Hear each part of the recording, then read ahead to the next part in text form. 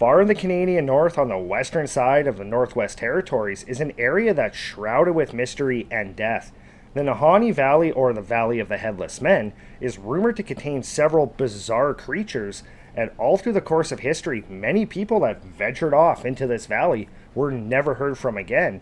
And when search parties were sent out to locate them, more times than not, their camps were located just completely destroyed, and a lot of times their bodies were not found, and if they were found, more times than not, they were missing their heads. Well, today's story is not the typical Nahanni Valley, the Valley of the Headless Men story that a lot of people have heard about the prospectors that disappeared in this valley.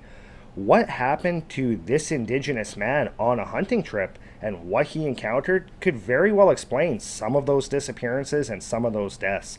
But before we get to that encounter, if you've had an encounter or know a story you'd like to have shared here on the show, please email me at the link below. And if you like today's story, gently slap that like button. And if you haven't done so already, especially if you're a return viewer, hit that subscribe button. And because this story takes place in the Canadian North where it's cold, grab that notification bell, stick it into your sleeping bag, hold it close to share your body heat so you don't miss out on any future content. Now, let's get into today's encounter.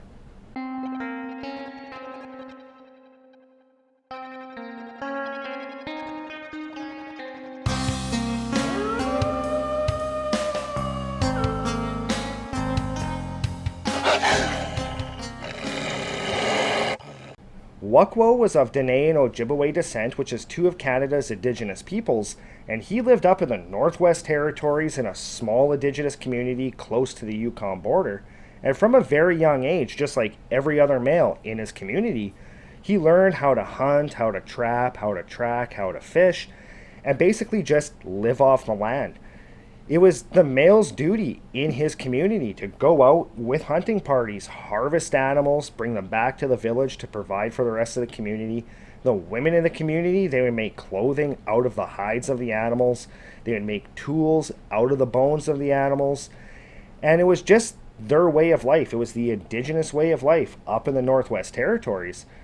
And Wukwoh, at a very young age, he would go off with those hunting parties, and it was just the way he was brought up. He was completely at home in the woods. He would even go off by himself in the woods at a very young age of 8, 9, 10 years old. And it was no big deal, just because that was the way he was brought up. That was how all the males in his village were brought up. Wukwoh, as he got older, he started to actually lead some of these hunting parties. When he was in his 20s, he would actually lead the hunting parties of several other males. They would go off into the wilds of the Northwest Territories. They would hunt moose, they would hunt caribou.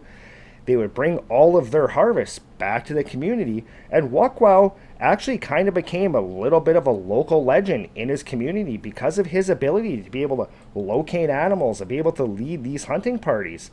And the people of the community, they really looked up to him.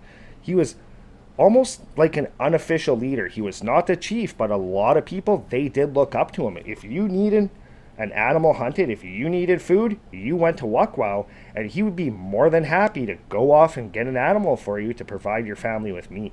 And because Wukwoh and his community had First Nation status, they were not bound by typical hunting seasons. They would go out all times of year, whether it was spring, summer, fall, even the dead of winter. It did not matter. Whenever the community needed food, Wukwoh and his team would venture off into the woods to go get it. Over the years, though, Wukwoh started to enjoy more going off by himself, and very slowly he started to pass the torch of a hunting group leader off to another fellow. And over the course of time, Wukwoh found himself more and more just being off in the woods by himself. Whenever he would go out in the winter, he always had his dog sled team with him to help him navigate the deep snow of the Northwest Territories. Spring, summer, and fall, more times than not, he would just hop in a canoe on the Mackenzie River. He would head south down towards the Alberta border. And there was an area in this place that his grandfather historically hunted, his grandfather's father, his grandfather's father's father. It was kind of like an ancestral hunting ground. It was a place that he could go to feel connected to his ancestors, and it was a place that he knew very well. This location was located not too far away from the Nahanni Valley. If you don't know what the Nahanni Valley is, it's a valley located in western Northwest Territories, And it's an area that's completely shrouded in all types of mystery, different types of deaths. It's referred to as the Valley of the Headless Men. See, all through the course of history, during the gold rush, prospectors would venture off into this valley in search of gold, and they would just completely disappear. They would never come back. Search parties, they'd be sent out to go locate them. They would find their camps just completely mangled. Their bodies, more times than not, were not found. And when their bodies were found, they were always missing their heads. This happened several times through the course of the gold rush and all through history.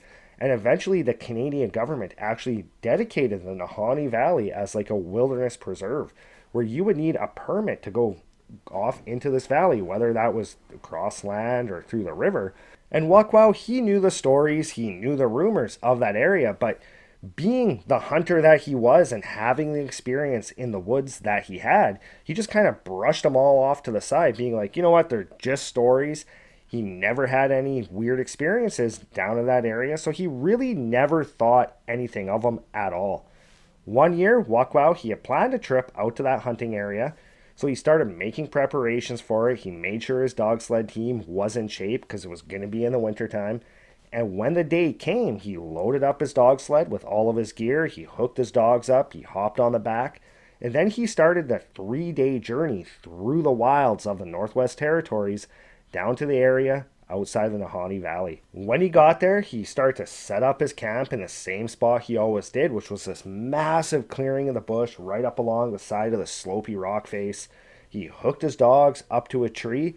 Then he started cutting branches so he could assemble his tent.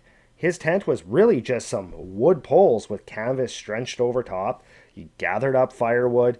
He made a pile of firewood. He made where his fire was going to be.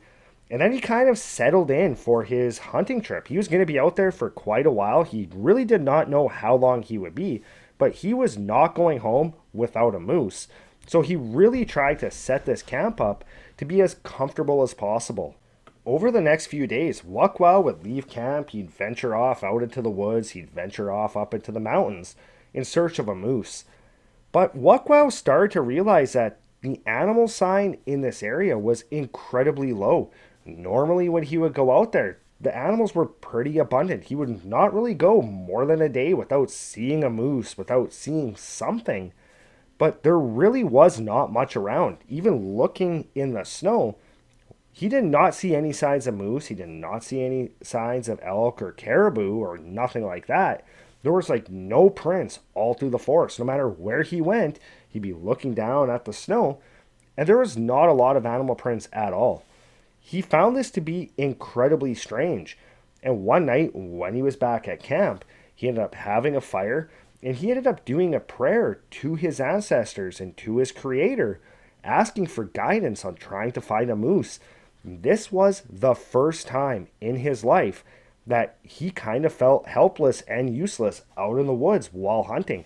Normally, he was the best hunter in his community. People would go to him to get them food, and he would have no problems whatsoever. And that was near his community where animals were not as abundant, but where he was historically, when he would go off on his hunts, it would only be a few hours before he would see a moose or he would see other type of game, but that was just not happening. The next morning, when he woke up, though, he felt this new charge of hope, this new invigoration, this new feeling that today was the day that he was going to get a moose. He had made his prayer to his ancestors, to his creator, and he just had this feeling like today was the day.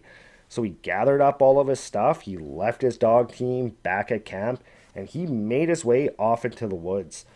A few hours later, as he was making his way through the trees, he noticed on the ground up ahead, there was some type of print in the snow. He very cautiously and slowly made his way up towards this track. He was peering around through the woods just to see if there were any animals around.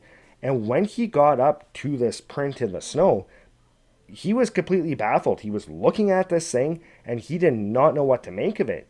This print was this absolutely massive wolf print. It was like 3 times the size of any wolf print he had ever seen. But looking at it, he could easily identify that this was definitely a wolf print, some type of enormous wolf, but it was definitely a wolf print.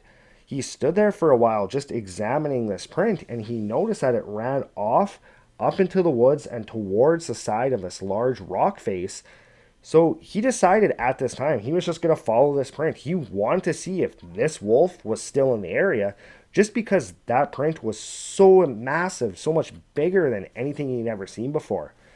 So he made his way through the woods, looking down at the ground, following these prints, and he got up to the side of that big rock face, and the prints just stopped. There were no prints going up the rock face or no prints turning around. And he stood there for a second just trying to figure out what was going on, trying to figure out where this massive wolf could have gone. He looked around through the woods, looking up that rock face, when all of a sudden something inside of him just triggered. It was like the thought of a memory, a thought of a story that he had heard growing up and all through his life. And he immediately just kind of froze, looked back down at that wolf print, and he immediately started to think of those stories that he had heard, when all of a sudden, off in the distance, he could hear this loud wolf howl.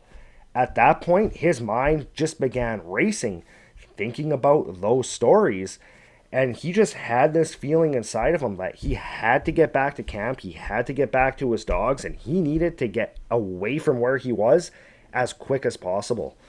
So he turned around very quickly, as quick as he could, making his way through the woods back towards camp.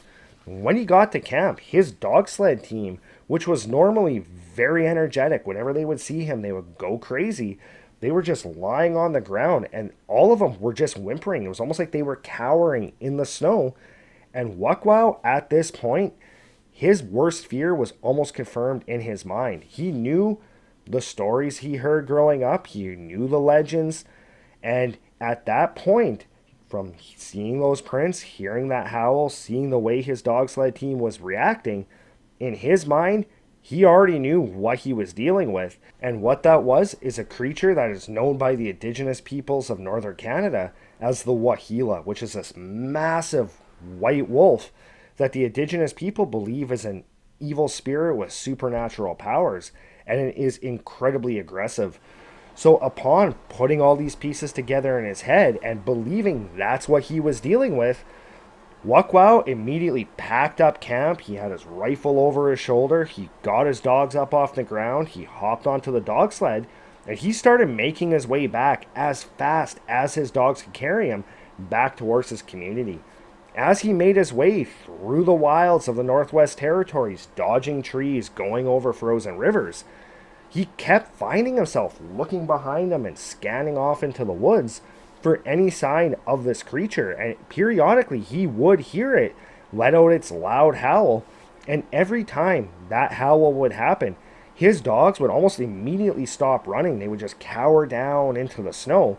And Wukwoh would immediately whip his rifle up and start scanning the area around him. But he was not seeing anything at all. Once night came that first day, Wukwoh was feeling a little more at ease just because he had not seen anything, but he was still on fairly high alert. And through most of the night, he kept his rifle close, he kept his fire roaring, but eventually he did end up nodding off. He ended up falling asleep with his back up against a tree, his rifle up against his chest. And when he woke up the next morning, he opened his eyes, and it was that dawn, twilight type hour where everything's kind of grayish blue. And he was looking out into the trees, and almost immediately he felt like something was off and something was wrong. He immediately stood up, rifle up against his shoulder, looking around. He ended up looking over towards his dog sled team, and immediately it just hit him. He was just filled with this feeling of dread, this feeling of remorse, because he could see where his dogs were lying in the snow. He could see on the snow in a big area right around the front that the snow was just completely red. He immediately ran towards his dogs, looked down, and pretty much his entire team was dead. They were completely mangled, and his heart just completely sank at this point. He had trained these dogs since puppies, and they were his mode of transportation, but more than that, they were like his family. He had no wife, he had no kids, he just lived with his dogs, and it was like he was looking at his family lying there motionless and dead in the snow. And he just felt this incredible feeling of remorse and this feeling of loss. He stood there just looking down at his team, and he did not know what to do. He knew that he was still a couple days snow ride away behind his dog team, and now his team is dead in front of him, and he did not know how to process this. He did not know what to do. He did not know how to move forward. But then he noticed that two of his dogs were actually lying underneath the sled itself, and they were still alive. They were looking at him, just peering out from underneath the sled, their eyes wide, trained right on him.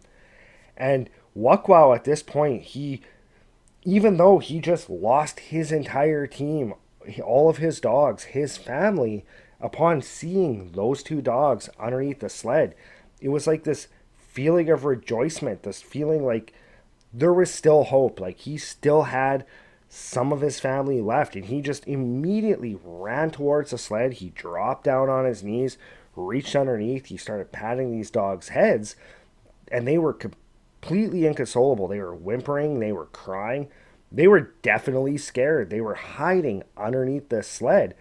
And once he acknowledged them and he patted their heads and kind of calmed them down a bit, he stood back up, he shouldered his rifle, he started looking around, and that's when he noticed that those wolf tracks that he had seen before were actually all around that entire area.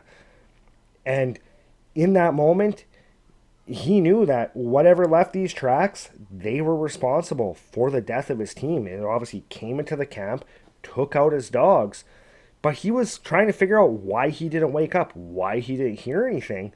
And in this moment, as much as he wanted to go hunt this thing down and have revenge for his team, he knew he needed to get his other two dogs out of there. And he himself, too, he had to get back to his community.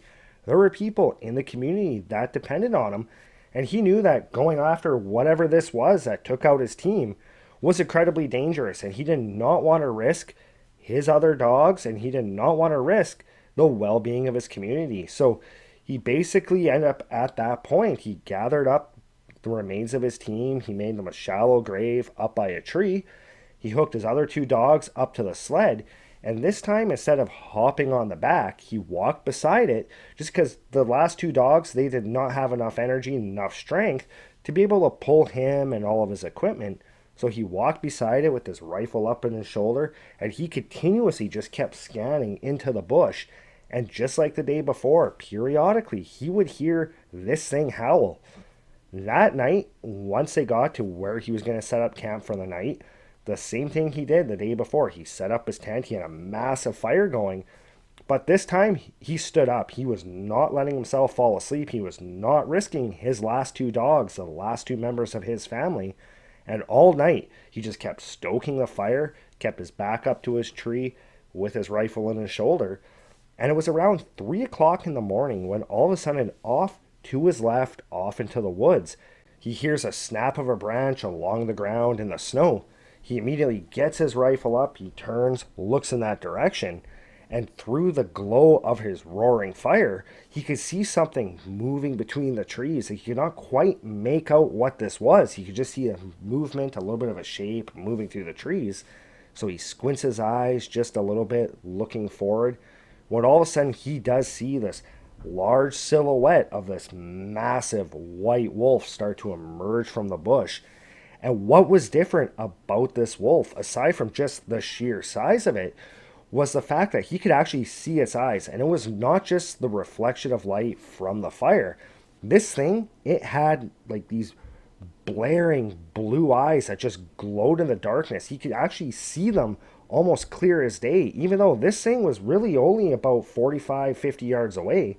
But it was dark outside. He could still make out its eyes. This thing immediately stopped. It turned its head, looked directly towards them, started to kind of crouch down, back end up. Its front legs were a little bit down, as if it was about to start charging at him. And Wukwoh, with his rifle up, turned in the direction of this thing. He immediately fired off a shot. He heard his rifle ring out. He heard the whump of the projectile hitting up against it. But this thing did not react how he would have thought it. And it did not just drop down dead. It did not turn around, run off into the bush. It just stood there, staring directly at him. Wukwoh was completely terrified. He's trying to pull his bolt back on his rifle to rack another round, but he was having a hard time, whether it was his rifle freezing up from the cold or just from being terrified. He just could not get his bolt to come up to be able to pull it back. And this thing let out this real deep guttural growl, followed by this really long, drawn out howl that was like way louder than any wolf howl he had ever heard before. He could feel it resonate through his entire body. And this entire time, Wukwow was still trying to pull that bolt back, not taking his eyes off this thing. As soon as it stopped howling, it put its head back down, looked directly at him, and in that moment, Wukwow actually thought he was done for. He thought there's no way he could defend himself against this thing. This thing came into his camp. It wiped out his dog sled team. He just shot it with his rifle and it didn't react.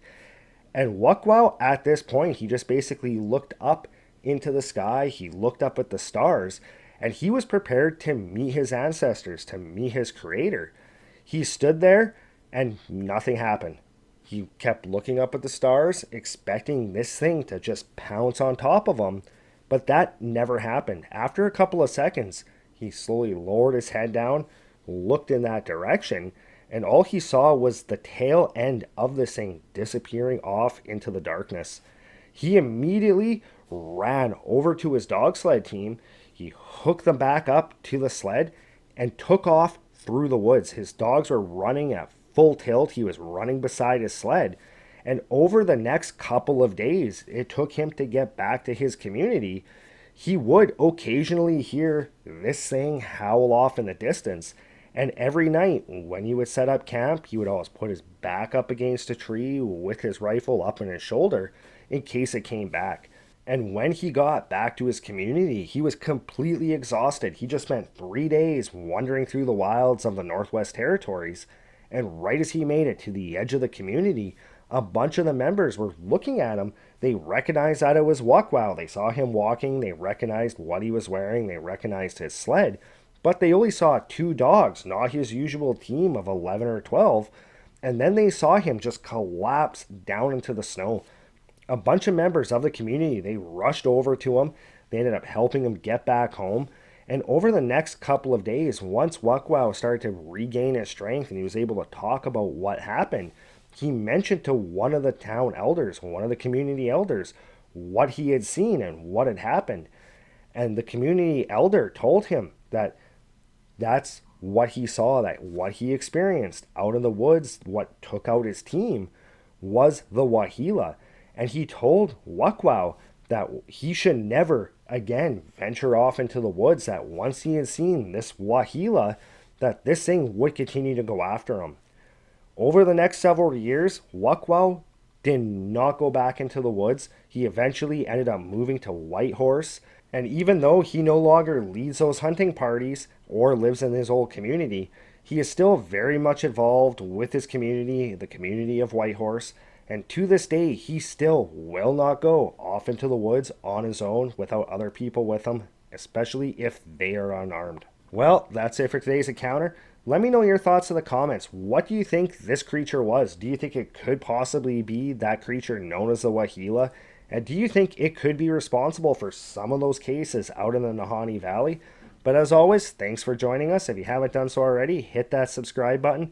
While you're at it, don't forget to hit that notification bell. As well, join us on the podcast. There'll be a link in the description below for that. And I'll see you next time.